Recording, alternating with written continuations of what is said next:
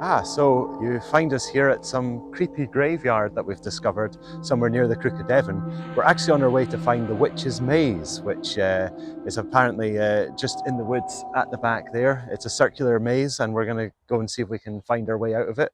But in order to get there, we have to go through this strange abandoned graveyard. So let's have a wee look.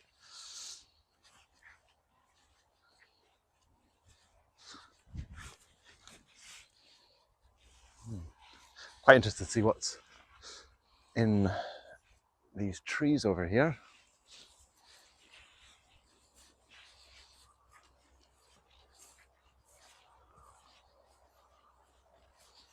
Oh man, it's an obelisk. That's really cool. It's like a whole obelisk. I don't know who it's for. The writing's kind of done on it. Oh, actually, there is a way in. That went through. Some mushrooms as well. Here we go. So it's to James Wellwood, somebody or other. Born in 13th of September 1777. 7, is it? Six? Yeah. Died 30th of March 1851. So that's old if you can do maths. I can't do maths. That's pretty impressive. I don't know if it originally had trees around it. I don't imagine it must have done, given that, or at least not ones this tall, because it kind of hides the splendor of the thing a little bit, but that is really, really cool. Oh, there's a wee crack in there, I think. Ooh. There's a way into the grave there. I don't think I'm going to go in there. So yeah, it's quite an interesting little graveyard. It sort of appears out of the middle of nowhere. A little bit sad when you think about it like that. But there must be a church nearby, so we'll probably find that on the way to the maze. Yeah, it's sad. It's almost like these graves are so old that nobody's got any really strong link to them anymore. So there's no desire to keep this up, and things are just falling away.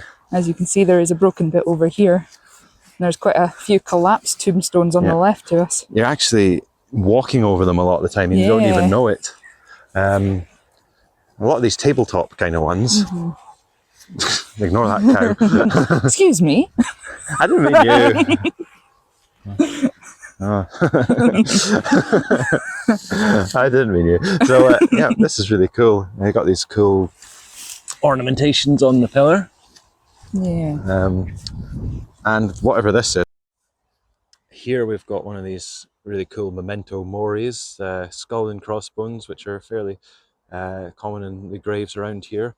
Was a hourglass. Oh, is it an hourglass or a chalice? I think it's an hourglass, actually. I think you might be right. I think so, because of it, you know, marking the sort of passage of time. Yeah. And it's got a date, I think 1610 perhaps. There was that when we went to visit the church the other day. There was that sort of inscription with all the different markings. Yeah. So if you have a look at that other video, then you can probably find out what this actually means. Oh yeah.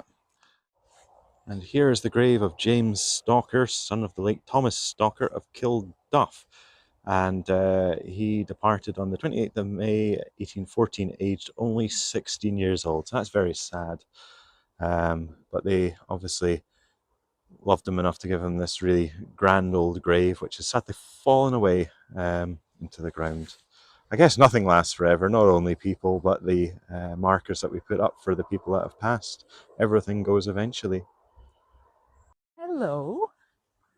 Spot the odd one out. Yeah. He's looking a bit sheepish. Yep, he is indeed. Looks completely out of place.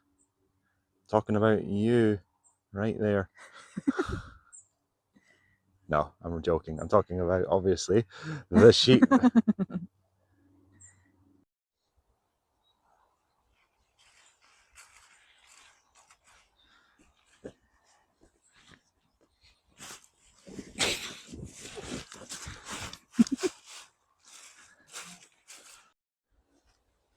Just as we've come out the graveyard, we've chanced upon this sort of clearing here with this large red tarpaulin over the top, bungees, and there's fairy lights around. So I'm guessing this is maybe some sort of gathering place for events, barbecues, parties, I don't really know. Yeah, there's a painted bug over there. Oh, nice. Quite a Oh, big wait a one. minute. Yeah, I can see it. Yeah. Like a big beetle thing over there. This is quite interesting how it's caught all the leaves. See the shadows of the leaves. It is, isn't it? I imagine it traps a lot of rainwater as well. Yeah, I think that's maybe what this is. There we go. That's the view on the top of it.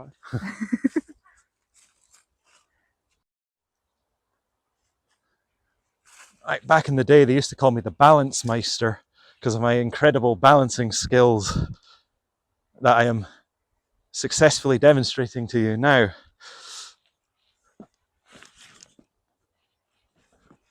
There we go. And the crowd goes wild. Yeah. Oh.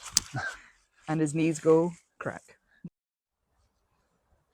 Have we chanced upon a witch's cauldron, do you think? What is especially perturbing, though, is there appears to be a tea light attached to a wire, and then the wire is going right into the water here. So, yeah, you might get an electric shock. No, it's not. It's going in the pot. Look. Oh. Don't worry. Give me an excuse to sing boogie woogie woogie. It's electric. Let's go. I think that's a Nightmare Before Christmas reference, if I'm right. Is it? No, I don't think so. It's an 80s song, is it not? Oh, I don't know. I'm not very. You're thinking of Oogie Boogie. That's it. So we are no closer to finding the maze yet, and we're quite close to the actual castle itself. But we have found a ducat with something coming out of it. It looks like a dragon, maybe. Dragon. Let's see if we can figure out what this is. I think the pigeons have feasted on the dragon, though. A dragon or a giant caterpillar, or I think it's a dragon tail. Oh yeah. There you go. This must have been part of an event, I guess. Absolutely. Shame it's come to such dilapidation. But, let's have a look in the ducat.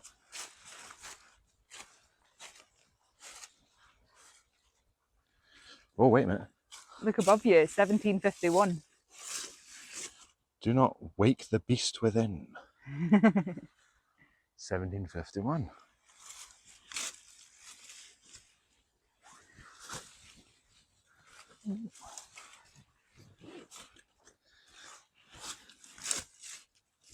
I love the way the stones are in here.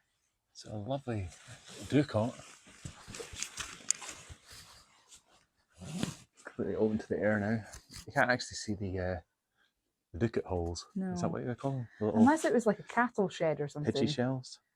Do you think it might have been like a cattle shed? No. No? Look at the size of that door. True. Yeah. But then ducats don't normally have a small door. Unless the ground level was raised up a bit. Oh, yeah. It could do. I'm just thinking of this like trough where the cattle usually drink from. I know it's an old bath, but that's usually what farmers put out. Yeah.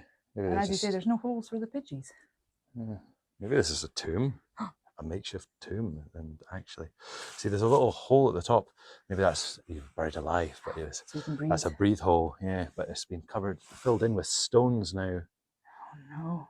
So perhaps the ghost of this dragon. Bathtub person manifests as a dragon and terrorizes people to this day. Maybe.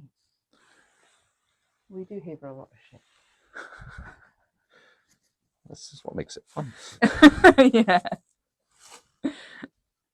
And there is Tullyball Castle itself. Now, I think it's a private castle. We've probably come a little bit too close to it entirely by accident. Andrew, there's a peacock up there.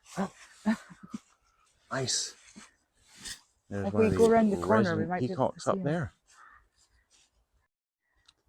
There we go. There's one of the famous Tullyball peacocks. There's another one hiding away somewhere in here.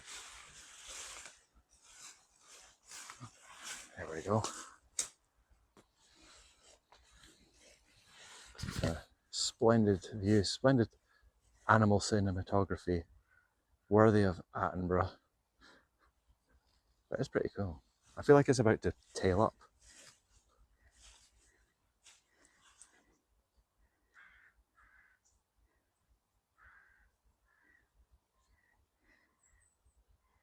So peacocks shed their feathers halfway through the year after the mating season and start to regrow them for the new season. I I, didn't know that, but they do. I didn't know that either. Yeah, so that's why his tail's quite stubby at the moment. And then in springtime it'll be full, so he can do his displays to attract the females. So we're not going to get a big tail today, no. No. Oh well.